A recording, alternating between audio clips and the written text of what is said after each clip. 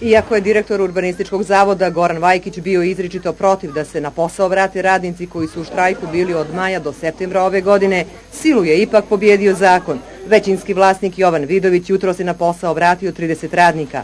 Na svoje radno mjesto sješće i Dobrila Radić. Danas ćemo se vratiti, potpisat ćemo ponovo ugovor sa prekidom stečaja. Nakon radnih mjesta slijedi i dogovor o načinu isplate zaostalih plata i doprinosa. Posljednju platu radnici su primili u novembru prošle godine.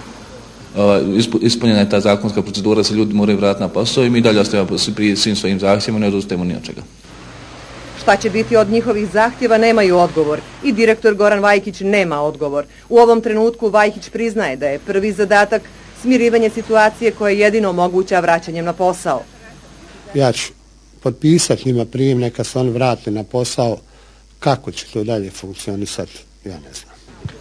I radnici znaju da će u zavodu i dalje biti mnogo problema. Jedan od njih jeste šta sa novim radnicima koje je Vajkić u vrijeme štrajka primio na njihova radna mjesta. I sad će biti problem što su dupli ljudi na radnim mjestima. Tako je to sad, što kaže, problem direktora, kako će on to riješiti.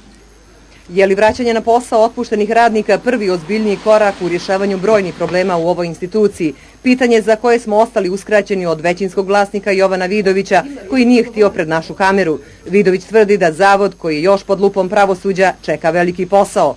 Možda će više odgovora dati i novo ročište kada bi trebalo da bude poznato da li će preduzeće ponovo u stečaj ili sigurnim putem oporavka.